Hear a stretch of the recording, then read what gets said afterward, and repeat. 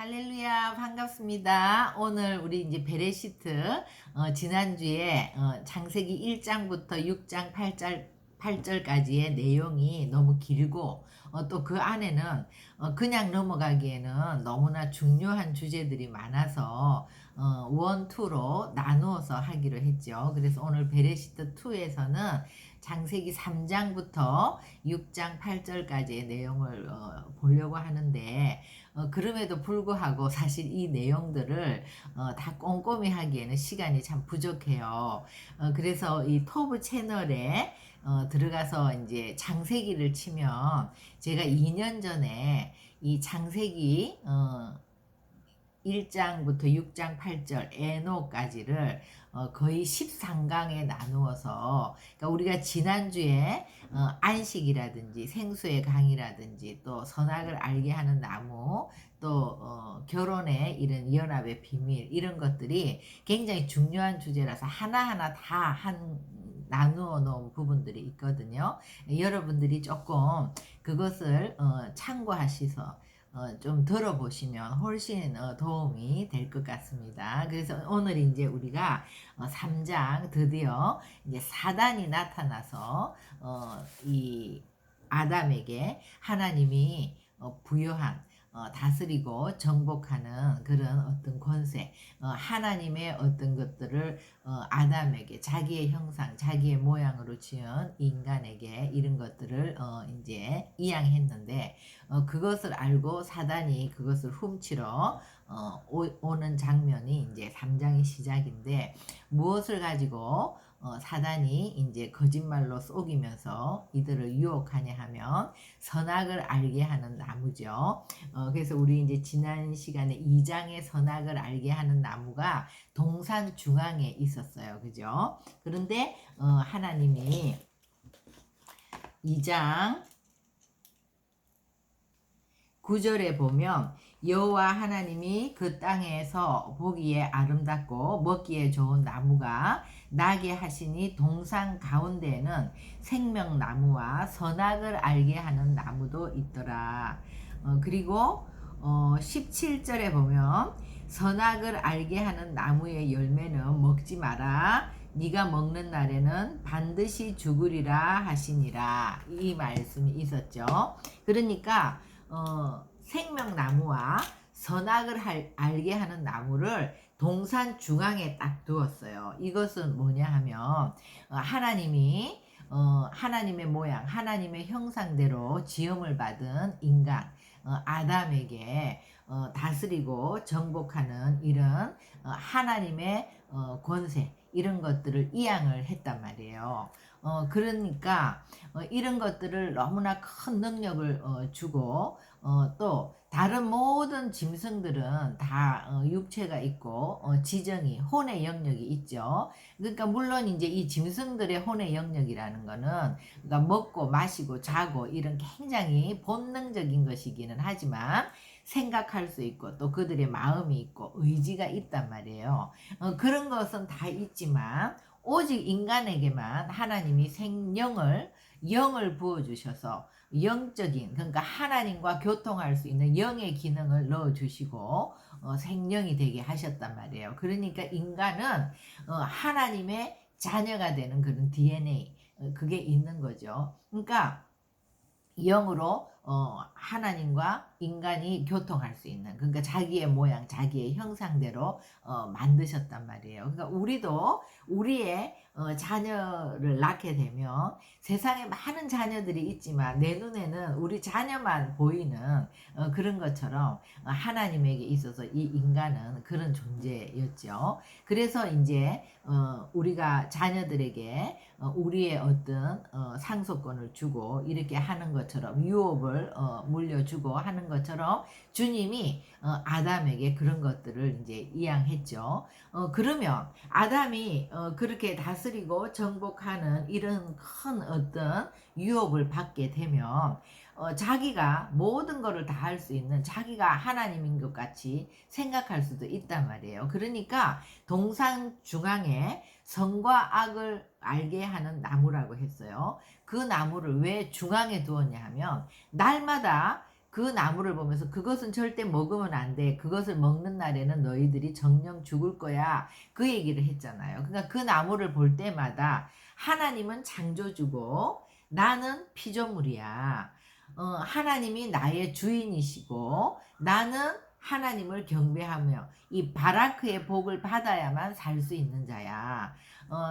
내가 정말 아담이 창조되고 눈을 떠서 바로 그 안식일이 왔을 때 하나님이 아담을 거룩하게 하고 하나님이 그 모든 것을 할 수 있도록 아담에게 축복을 주셨잖아요. 그죠? 마치 태양의 빛을 달이 받아서 반사하는 것 같이 우리 안에 원래 그런 복들이 있는 것이 아니라 그런 기쁨, 생명, 그런 사랑, 그런 능력, 그런 모든 것들이 하나님으로부터 복을 받아야만 그것들을 할 수 있는 거란 말이에요. 그죠? 그래서 그 나무를 보면 누군가가 나한테 너는 이거 절대 먹으면 안 돼.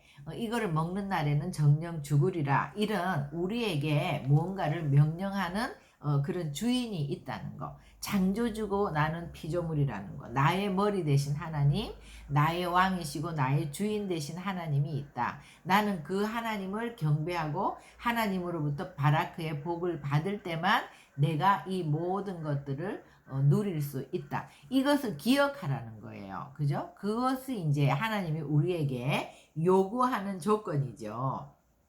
그래서 이 선악을 알게 하는 나무를 먹는다는 것은 뭡니까? 하나님의 말씀에 불순종하는 거죠. 그래서 이제 이 3장에서 이 사단의 게임에 빠져서 아담과 이브가 이 선악을 알게 하는 나무를 먹었다는 것은 하나님의 말씀에 불순종함으로써 사단에게 이제 그 사단의 모든 그런 죄성이 우리 가운데 들어오고 우리가 이제 사단에게 속한 자가 되었다는 거예요. 근데 둘째 아담인 예수 그리스도는 하나님의 말씀에 죽기까지 복종하셨단 말이에요. 예수님은 오셔서 항상 하나님이 하시는 것 외에는 하지 않고 정말 그 겟세마네 동산에서 땀이 핏방울이 되도록 기도하면서 정말 이 잔을 나에게서 정말 이것을 내가 피할 수 있으면 피하고 싶은데 그렇지만 내 원대로 마시고 하나님 뜻대로 하라고 그것을 위해서 정말 땀이 핏방울이 되도록 기도하면서 끝까지 주님의 말씀에 순종한 것이 둘째 아담 예수 그리스도라는 거죠. 그죠? 그러니까 예수님은 선악과를 먹지 않은 거죠. 그러니까 선악과를 먹는다는 것은 오늘날 우리에게 선악과를 먹는 것은 말씀에 불순종하는 거예요. 말씀을 읽지 않으면 말씀을 우리가 보지 않으면 우리는 주님의 빛을 받을 수도 없고 하나님의 생명을 받을 수도 없는 것이고 말씀이신 예수 그리스도를 우리가 계속 말씀을 듣고 보면서 이 말씀에 순종한다는 것은 정말 예수님이 땀이 핏방울이 되도록 기도하신 것처럼 이거는 결코 쉬운 일이 아니에요. 그러니까 말씀에 순종한다는 것은 자기를 부인하고 각자 자기 십자가를 지고 주님을 따르는 것이 말씀에 순종하는 거예요. 그러니까 말씀 순종이 쉽지 않단 말이에요. 내 힘으로는 말씀을 순종할 수 없어요. 오른밤을 때리면 왼밤을 돌려대는 거 내 힘으로 못해요. 원수를 용서하는 것뿐만 아니라 원수를 사랑하는 거 내 힘으로 못해요. 내 이웃을 내 몸같이 사랑하는 거 내 힘으로 못해요.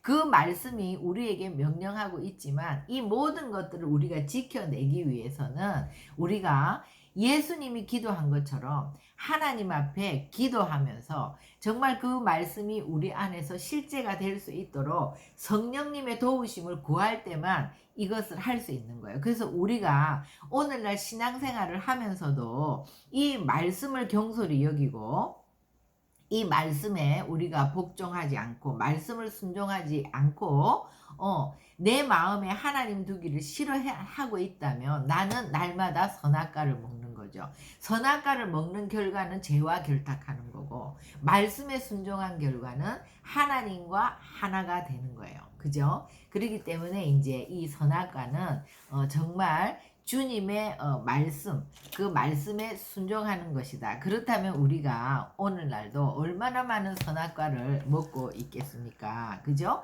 그러니까 날마다 우리가 주님 앞에 나와서 나의 죄를 전가하고 다시 그 하나님 우리에게 기회를 주시잖아요. 거룩함을 잊고 하나님의 그 말씀의 복으로 우리가 정말 계속해서 우리가 그렇게 주님의 도우심을 구하면서 나가는 거죠. 그래서 이제 3장에 보면 드디어 이제 사단이 나타나서 어떻게 유혹을 하냐면은요. 1절에 보겠습니다. 뱀이 여자에게 물어 이르되 하나님이 참으로 너희에게 동산 모든 나무의 열매를 먹지 말라 하시더냐. 그러니까 사단은 언제나 똑같아요. 모든 나무의 열매를 먹지 말라 하냐 이렇게 과장을 한단 말이에요. 하나님은 선악을 알게 하는 나무 열매를 먹지 말라고 했죠. 그런데 그렇게 여자에게 모든 나무 열매를 먹지 말라 하시더냐 이렇게 물어보죠. 가장되게 여자가 뱀에게 말하되 동산 나무의 열매를 우리가 먹을 수 있으나 동산 중앙에 있는 나무의 열매는 하나님의 말씀에 너희는 먹지도 말고 만지지도 말라 너희가 죽을까 하니라. 그러니까 여자가 아담이 하나님으로부터 이 말씀을 직접 받았기 때문에 여자가 말씀을 잘 모르니까 만지지도 말라 이런 얘기는 한 적이 없거든요. 그러니까 먹지도 말고 만지지도 말라고 하셨어. 너희가 죽을까 하노라. 정령 죽으리라 그랬지 죽을까 하노라 이렇게 애매모호하게 얘기하지 않았단 말이에요. 그러니까 우리가 말씀이 우리 가운데 정확하게 들어있고 정립이 돼 있고 말씀이 늘 채워져 있는 사람에게는 사단이 와서 거짓말로 속일 때 우리가 사단을 말씀으로 다 쳐낼 수가 있는데 말씀이 없는 사람, 영적으로 연약한 사람은 사단이 이렇게 여자를 꼬시어서 유혹에 넘어가게 하는 것처럼 이렇게 넘어갈 수밖에 없는 거예요. 뱀이 여자에게 이르되 너희가 결코 죽지 않는다. 정령 죽으리라 그랬거든요. 근데 결코 죽지 않는다. 이제 드디어 거짓말을 하는 거죠.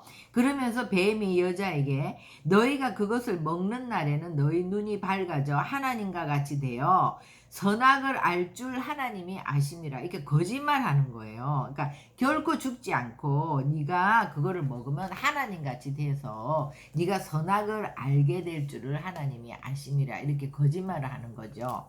그러니까 사단은 항상 우리의 영과 혼과 육이 있으면 어떤 영역을 공격하냐면은요. 우리의 혼의 영역을 공격해요. 그러니까 영이라는 것은 영은 그냥 알아지는 거예요. 직관. 그죠? 그리고 영은 하나님과 교통하는 통로이기 때문에 우리가 말씀을 계속 먹는 사람은 영이 굉장히 건강하고 영이 충만하고 성령으로 충만한 거죠. 그러니까 이 직관도 열리고 모든 계시도 열리고 이렇게 되는 것이고 혼의 영역은 우리의 지정이란 말이에요. 생각하고 우리가 또 정서적으로 이렇게 느끼고 또 마음의 의지를 가지고 결정하는 이 모든 것들이 혼의 영역인데 사단은 항상 우리에게 거짓으로 다가와서 우리의 생각 속에 거짓을 넣는 거예요. 우리의 생각으로 공격을 하는 거죠. 그러니까 유다의 마음에도 생각을 집어넣고 거짓으로. 그래서 지금 여자에게도 결코 죽지 않아. 그리고 그거를 먹으면 네 눈이 밝아져서 하나님과 같이 될 거야. 이렇게 생각 속에 거짓말을 집어넣는 거예요. 그러니까 여자가 그 나무를 본즉 먹음직하고 보암직하고 탐스럽기도 한 나무인지라 여자가 그 열매를 따먹고 자기와 함께 있는 남편에게도 주매 그도 먹은지라. 그러니까 여자는 그동안 동산 중앙에 있는 그 나무를 볼 때 이것이 보암직하고 먹음직하고 지혜롭게 할 만큼 탐스럽다고 느낀 적이 없었어요. 그런데 결코 죽지 않아. 그리고 이거 먹으면 네가 하나님같이 되어서 선악을 알게 될 것을 하나님이 아심이라. 이렇게 거짓말을 우리의 생각 속에 집어넣으니까 그 생각을 받아들이니까 갑자기 어머 보암직하네 먹음직하네 저걸 먹고 나도 눈이 밝아져서 하나님과 같이 되고 싶어 이런 생각이 들어서 그냥 그거를 먹은 거죠. 그러니까 이 모든 것이 말씀이 없어서 말씀을 정확히 알지 못해서 이 사단의 거짓 속임수에 넘어간 거죠. 그러니까 언제나 이 보암직하고 먹음직하고 지혜로워 보이는 탐스러운 것들을 가지고, 그러니까 사단은 우리를 공격하는 거예요. 그러니까 동일하게 예수님도 이제 사역을 시작하기 전에 40일 강야에서 시험을 받지 않습니까? 성령의 충만함을 입고. 근데 예수님은 사실 하나님이시고 하나님의 아들이신 예수님이 사단의 그런 공격을 받을 필요도 없어요. 그런데 예수님이 육신을 입고 오셔서 그 사단의 공격을 받으면서 먹음직스러운 거, 보암직스러운 거, 이렇게 지혜로워 보이는 이런 모든 것을 다 말씀으로 사단을 쳐내죠. 말씀으로 그런 것들을 이겨내죠.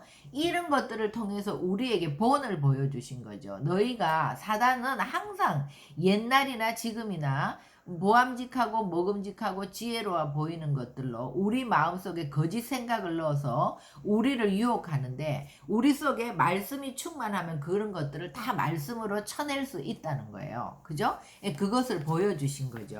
그래서 이제 그것을 먹고 나니까, 이에 그들의 눈이 밝아져 자기들이 벗은 줄 알고 무화과 나무 잎을 엮어 치마로 삼았더라. 첫 번째 변화가 뭐냐 하면, 여태까지 아담과 이브는 영의 눈이 밝아 있었기 때문에 이런 육적인 것들은 보이지 않았어요. 그러니까 아담은 짐승들을 전부 부르면 너는 호랑이야, 너는 여우야, 너는 토끼야, 이렇게 그 본질을 가지고 이름을 지어줄 정도로 딱 보면은 그 본질이 보이고 통찰력과 그런 분별력이 다 있었단 말이에요. 그런데 이 영이 죽고 나니까, 영이 죽으니까 보이는 것은 눈에 보이는 거, 이 육신적인 거, 이런 것들만 보이는 거죠. 그래서 자기네들이 벗고 있었다는 이 사실은 별로 중요한 것도 아니고, 아담과 이브가 한 몸이기 때문에 뭐 서로 자기잖아요. 자기야, 자기야. 이래서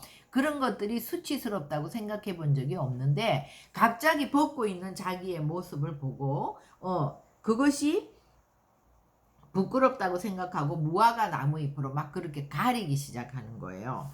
그러니까 우리의 영의 눈이 밝아지면 육신적인 것들이 그렇게 예민해지지 않는 것이고, 또 우리가 영이 죽고 영의 눈이 자꾸 어두워지면 눈에 보이는 것들을 굉장히 더 보는 거예요. 그러니까 우리가 본다 하고 듣는다 하는 이런 것들은 영적인 것들이 더 열려가야 되는, 우리는 영적인 존재이기 때문에, 우리는 결국 우리의 지정의를 갖고 있고 우리의 육신을 갖고 있지만, 이런 것들은 다 유한한 세계가 잠깐 이 모형, 이 허상 속에서 우리가 하늘의 것들을 깨닫고 하늘의 것들을 이해하기 위해서 우리에게 주어진 것이지, 이것이 영원한 것이 아닌데, 그런 것들을 우리가 보면서 거기에 매몰되게 하는 것이 이제 사단이 하는 역할이고, 두 번째, 그들이 그날 바람이 불 때 동산에 거니시는 여호와 하나님의 소리를 듣고 아담과 그의 아내가 여호와 하나님의 낯을 피하여 동산 나무 사이에 숨은지라.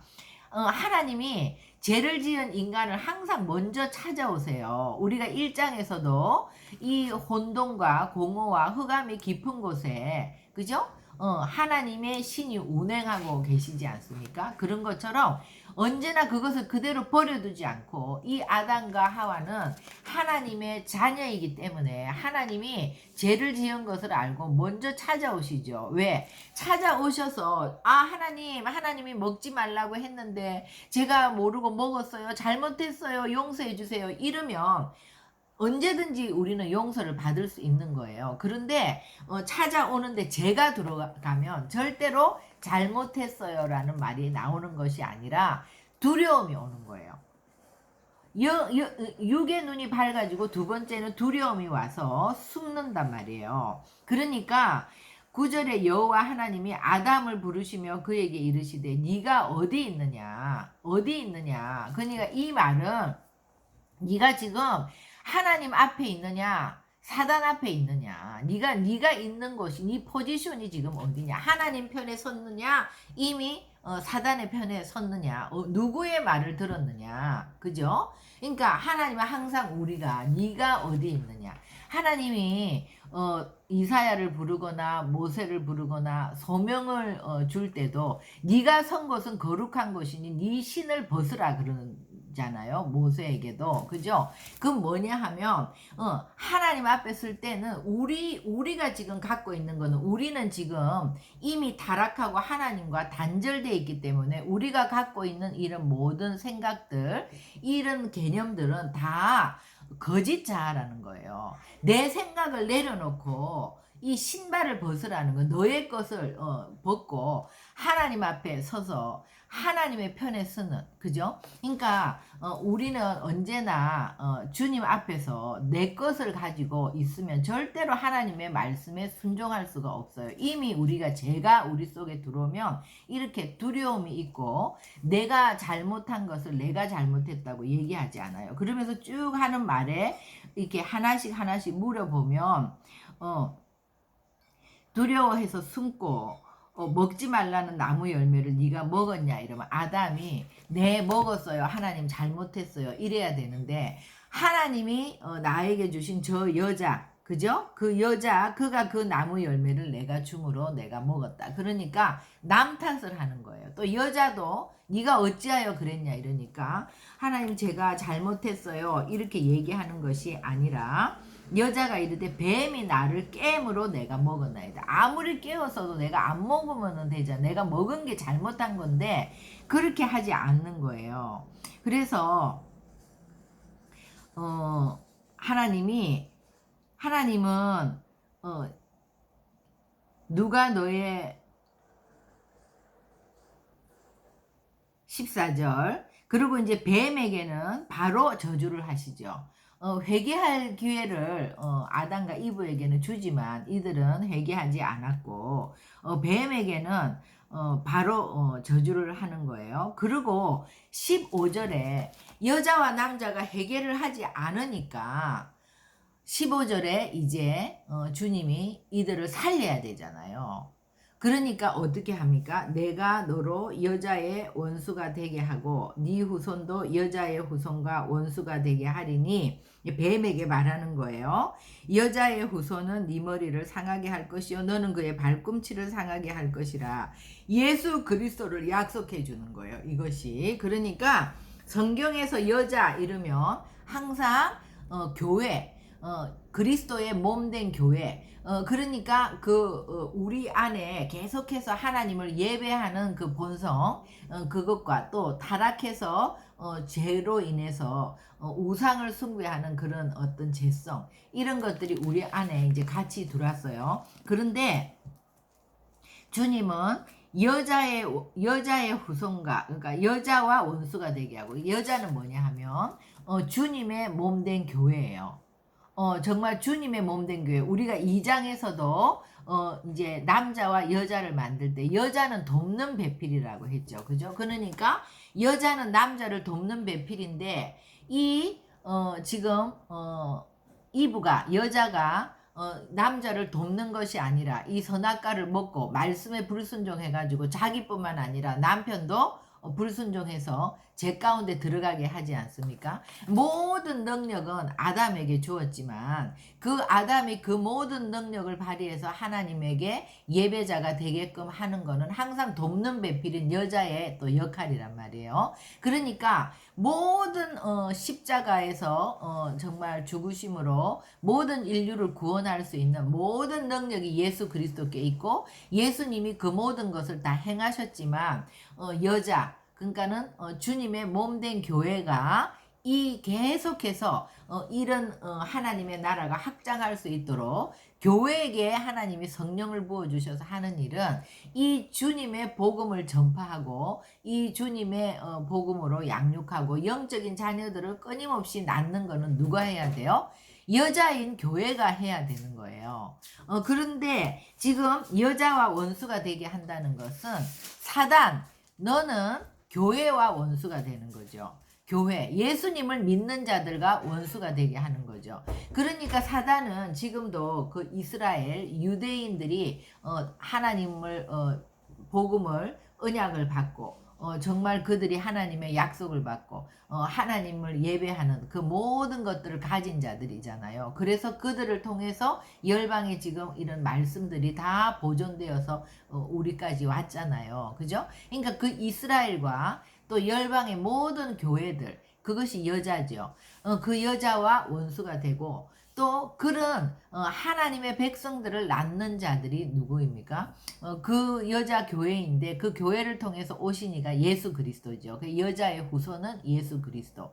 예수 그리스도와 원수가 될 것이다. 그리고 여자의 후손 그 예수 그리스도가 오시면 네 머리를 상하게 할 것이고 너는 그의 발꿈치를 상하게 할 것이다. 이게 지금 예수 그리스도를 약속하는 복음을 선포하는 제일 먼저 나온 원시 복음이죠. 그죠? 그러고 나서 이제 아담과 이브가 이제 이 에덴 동산에서 나가게 되는데 이랬을 때 여호와 하나님이 아담과 그의 아내를 위하여 가죽옷을 지어 입히시니라. 그러니까 가죽옷도 복음이죠. 그 가죽옷이라는 거는 그러니까는 우리는요 이 번제가 출애굽기 그 시내산에서 처음 번제를 드린 것으로 알고 있는 분들이 많은데 사실은 아담과 이브가 에덴에서 쫓겨날 때 가죽옷을 입혀줬다는 것은 짐승을 잡아서 정말 피가 뚝뚝 떨어지는 그 짐승의 가죽으로 이렇게 아담과 이브에게 옷을 해 입혔다는 것은 죄를 전가하는 어린 양을 얘기해 준 거란 말이에요. 그래서 이 아담과 이브의 자녀인 가인과 아벨이 제사 지낸다는 것은 이런 것들을 하고 있었다는 거죠. 그래서 가죽옷을 지어 입히는 것도 복음이죠. 그죠? 그리고 이제 그 20절에 아담이 그의 아내 이름을 하와라 불렀으니 그는 모든 산자의 어머니가 된다. 그러니까 이제 생명을 낳는 어머니가 된다. 이것이 이제 실질적으로 하와가 하는 일이고 또 여자인 교회. 교회는 계속해서 생명을 낳고 잉태하는 그런 일들을 하는 거죠. 그래서 이제 4장에 보면 이 죄의 결과가 가인과 아벨인 거예요. 죄로 인해서 하나님과 이제 인간이 단절이 되고 에덴에서 그 정말 성령으로 충만한 하나님의 임재가 가득한 그 복된 동산에서 이제 그 악이 없는 그곳에서 이제 쫓겨났고 그리고 나서 이 죄가 인간에게 들어오고 나니까 가인과 아벨이 이제 서로 가인이 아벨을 쳐서 죽이는 이 사건이 이제 있는 거죠. 근데 이전에 왜 쳐서 죽이나 이제 가인도 아벨도 예배를 드리는데 분명히 이 가죽옷을 가지고 아담과 이브가 이 자녀들에게 가르쳤겠죠. 그러니까 우리의 죄를 전가하려면 누군가가 내 대신 죽어야 된다. 죄의 싹은 사망이기 때문에 죽어야 되는데 그래서 이 어린 양 짐승을 죽여서 그 죄를 거기다가 전가하고 그 짐승을 죽이는 것이라고 가르쳤을 것이에요. 그런데 여기서는 가인은 농사를 지어서 농사하는 걸로 예배를 드리고 또 아벨은 이제 그 짐승을 제물을 삼아 여호와께 드리고 아벨은 자기도 양의 첫 새끼와 기름으로 드렸더니 여호와께서 아벨과 그의 제물은 받았으나 그러니까 이런 것들을 물론 농사를 지어서 우리가 이제 그 제사에 보면 소제도 있어요. 농사 지은 걸로 드리는 소제도 있지만 첫 새끼와 기름으로 이렇게 아주 정성을 다해서 하나님께 전심으로 이런 드린 제사가 아니라 아벨은 그냥 농사하는 자였는데 땅의 소산으로 제물을 삼아 여호와께 드렸고 그러니까 어떻게 보면 정성이 없고 전심으로 드리지 않은 것도 있고 또 가르쳐준 그대로 하나님의 방식대로 하지 않은 것도 있고 주님이 볼 때 뭔가 하나님의 마음에 합하지 않은 잘못된 제사였겠죠. 그런데 이제 그것 때문에 가인이 아벨을 죽이는 이런 사건이 일어나는 거죠. 이것이 다 이 죄의 결과란 말이에요. 그죠? 그러니까 남자의 갈빗대로부터 여자가 만들어지고 또 교회는 그 옆구리에서 물과 피를 쏟으시면서 거기서부터 주님이 이제 그 예수 그리스도의 보혈과 이 생수의 강인 이 하나님의 말씀 성령으로 우리 교회를 만드신 거죠. 교회가 세워진 거죠. 그래서 우리는 하나님과 우리의 관계, 인간과 인간의 관계는 처음부터 내가 너고 너가 나인 사랑의 관계였는데, 제가 들어오면서 전부 자기 중심적인, 그러니까 예배도 내 중심으로 드리는 거예요. 그러니까 우리가 예배와 종교의 차이점은요, 아까 선악과도 마찬가지지만 반드시 우리 이 신앙은 사랑이에요. 신앙은 사랑의 관계예요. 신앙이라는 것은 하나님과 우리와의 사랑의 관계고, 이것이 깨어지면 이거는 아무것도 아닌 거예요. 그런데 종교는 뭐냐 하면, 종교는 선악과를 요구하지 않아요. 왜냐하면 내 중심이니까 내가 어떤 금송아지나 바알신이나 우상을 만들어 놓고 나의 소원을 들어주면 되는 거예요. 그 신은. 그러니까 그 신이 나한테 너는 이거 먹으면 안 돼, 이렇게 주인이 아니기 때문에 나한테 어떤 것도 요구하는 게 없어요. 그러나 신앙, 하나님과 우리와의 관계는 반드시 주인과 창조주와 피조물의 관계는 반드시 우리에게 너는 내가 창조주고 네가 피조물이라는 거, 너의 머리, 너의 주인은 하나님이라는 거를 알아야 된다는 요구가 있는 거예요. 그래서 너는 내 말에 순종해야만 된다는 거. 하나님의 말씀에 순종하지 않으면 우리는 아무것도 아닌 흑암미로 돌아갈 수밖에 없기 때문에 그것이 반드시 요구 조건이에요. 그러니까 신앙은 내 중심이 아니라 나를 만드신 하나님 중심인 거예요. 그래서 나를 부인하고 나의 십자가를 지고 주님을 따르는 게 신앙이에요. 그래서 신앙은 우리가 요한복음에도 나오고 복음서 마가복음에도 나오고 하는 그 마리아의 옥합 사건이, 이 복음이 전해지는 모든 곳에는 이 여인이 한 것을 기념하라고, 얘기하라고, 남기라고 했거든요. 뭐냐 하면 마리아는 자기의 전부인 옥합을 깨뜨려서 정말 주님의 발을 닦은 장례를 준비한 거. 그것은 뭐냐 하면 죽음보다 강한 사랑으로 그 물과 피를 쏟으시면서 우리를 구원하신 그 사랑, 사랑의 끝판왕인 그 예수 그리스도를 만난 자는 나도 나의 가장 귀한 것을 깨어서 주님 앞에 드릴 수 있는 그 사랑의 관계가 다시 연결되는 것이 신앙이고, 반드시 이 신앙은 내 중심이 아니라 하나님의 말씀 중심인 거예요. 하나님의 말씀이 뭐라고 얘기하는지 그대로 순종할 때 우리 안에는 생명이 넘치고 기쁨이 넘치고 능력이 넘치고 우리가 정말 주님과 같이 이 세상을 다스리고 정복하는 원래의 형상이 완전히 회복이 되는 거예요. 근데 우리가 이 말씀을 불순종하고 내 중심이 되어서 내가 원하는 거를 비나이다 하는 거는 바알 숭배가 되는 거고 종교가 되는 거죠. 그죠? 그래서 이 가인과 아벨의 사건에서도 아벨은 하나님 중심으로 예배를 드렸고 가인은 자기 중심적인 예배를 드렸는데 하나님이 받지 않자 가인은 그러면 내가 뭐를 잘못했는지 주님 앞에 회개하면 되잖아요. 그런데 가인은 끝까지 자기 중심적인 거죠. 그죠? 그런데 가인이 그렇게 죄를 짓고 나니까 또 가인 안에 두려움이 와서 모든 사람들이 나를 죽이면 어떡하냐 이러니까 하나님이 또 가인에게 복음을 주시는 거예요. 표를 주셔서 가인을 죽이는 자는 7배로 벌을 받으리라. 그래서 이 표를 만들어 주시죠.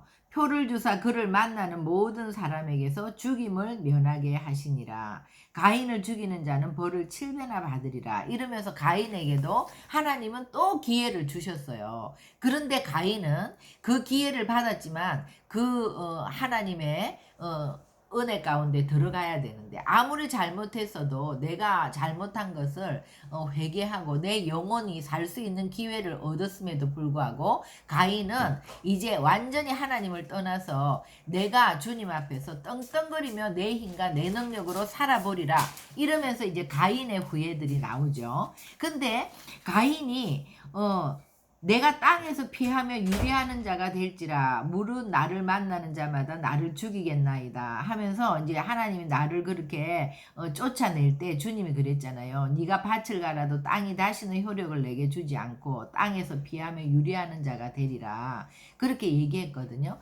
근데 실제로 보면 가인의 삶은 에녹성을 짓고 또 뭐 두 아내를 맞이하고 자녀를 낳고 또 그 자녀들은요 전부 다 그 이름을 보면 아주 이 땅에서 많은 성취를 이루는 그런 자녀들이에요. 인류 최초로 뭐 어떤 그런 음악하는 자, 뭐를 만드는 자, 뭐 그런 시초가 되고, 그러니까 성취를 이루고, 그러니까 이 세상의 눈으로 볼 때는 굉장히 성공적인 인생을 살았단 말이에요. 그러나 이 가인의 후예들을 보면 굉장히 이 마음속에 안식이 없고 평강이 없고 두려움으로 사로잡혀서 그것을 계속해서 만회하기 위해서 다른 것들로 보암직하고 먹음직하고 지혜로운 것들로 채워나가는 그 멸망을 향하여 가는 삶을 사는 거죠. 그래서 이들은 이 땅에서 어떤 삶을 살았든지 전혀 삶의 계수가 없는데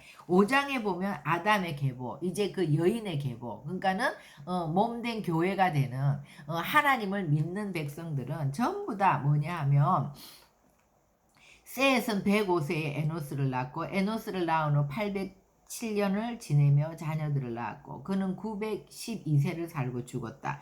에노스는 90세에 게난을 낳고 게난을 낳은 후 815년을 지내며 자녀들을 낳고 905세를 살고 죽었다. 자녀를 낳고 죽은 것밖에 없는데 전부 다 몇 세에 죽었다는, 그러니까 그 900년 동안 800년 동안 계속해서 자녀를 낳고 살면서 몇 세에 죽었다는 것이 정확하게 계수가 되고 있는 거죠. 그러니까 하나님이 보는 것은 이 땅에서 우리가 어떤 성취를 이루고 이 땅에서 무엇을 한가 주님은 관심이 없고 하나님의 자녀를 낳고 계속해서 여자의 후손을 낳고 교회가 되는 거예요. 그죠? 주님을 돕는 교회. 그죠? 그것을 이제 하나님이 굉장히 아담의 계보, 이것이 이제 믿음의 계보인 거죠. 그러니까 우리가 계속해서 영적인 자녀를 놓고 또 우리가 육신적으로 자녀를 낳아서 영적인 자녀로 세워가는 그것을 하나님이 계수하시는 것이죠. 그래서 결국 5장을 지나서 이제 6장에 보면 우리가 그 유명한 에녹이 나오거든요. 그 에녹은 65세에 무드셀라를 낳고, 무드셀라라는 말은 이 아들이 죽으면 끝이 온다는 얘기예요. 그러니까 에녹은 그런 계시를 받고 300년 동안 얼마나 깨어 있었겠어요. 300년을 주님과 동행하다가 365세에 부활의 예표가 되죠. 에녹이 죽음을 보지 않고 들려 올라가는 이런 사건이 있는데 어떻게 하루도 아니고 이틀도 아니고 300년을 주님과 동행을 했을까요? 그것은 정말 에녹의 관점이 바뀌는 거죠. 그러니까 우리가 하나님을 예배하고 하나님께 말씀으로 기도하고 계속해서 말씀 중심으로 우리가 살게 되면 우리가 자기를 부인하고, 그러니까 내가 얼마나 내 중심적인 사람인지, 내가 얼마나 거짓자로, 내가 얼마나 부패한 자인지, 내가 얼마나 캄캄한 어둠인지, 내 안에 공허한 자인지 이런 것들을 인식하고 정말 주님을 구하며 이 말씀과 동행하는 삶을 살게 된단 말이에요. 그죠? 그래서 에녹은 정말 우리에게 그런 부활의 예표가 마지막 때 이 신부의 영성으로 살다가 주님과 함께 첫째 부활에 참여하는 그런 것의 예표가 된 것이죠. 그래서 오늘 우리가 이제 거기까지 했는데요. 그러니까 이 믿음의 계보와 믿음의 이제 7대 손이 에녹이에요. 그러니까 에녹은 동행하다가 이렇게 올라갔고 그 다음에 이 가인의 7대 손이 라멕이에요. 근데 라멕은 완전히 죄의 온상이 되어 있는 모습을 보게 되거든요. 그러니까 죄도 굉장히 전념성이 강하고 이 하나님의 말씀 안에서 우리가 정말 주님으로 살아가는 것도 굉장히 또 이 부흥의 영향력도 강력한 것이죠. 그래서 딱 대비가 되는 그래서 우리 오늘 이 선악과 이 생명과 이 두 가지 이 오늘의 주제는요. 누가 왕이냐? 하나님이 왕이냐? 내가 왕이냐? 내가 왕이 되어서 살고 있는 사람은 사단의 편에 서 있는 것이고 하나님이 왕이기 때문에 절대적으로 목숨을 걸고 하나님의 말씀에 순종하려고 몸부림치고 이 말씀 중심의 삶을 사는 사람은 하나님의 왕이다. 하나님의 편에 서서 나의 정체성을 명확하게 아는 거죠. 하나님만이 왕이시며 나는 피조물이라는 거. 내가 주님을 예배할 때 나의 나됨을 완전히 발휘하며 우리 안에 기쁨이 충만한 삶을 성공적인 삶을 사는 것이고 우리가 정말 그 어린 양의 혼인잔치로 영원한 그 나라에 들어가서 하나님과 말로 할 수 없는 기쁨을 누리는 그 삶을 살게 될 것이라는 약속입니다. 우리 기도하겠습니다. 하나님 정말 오늘 이 선악과 또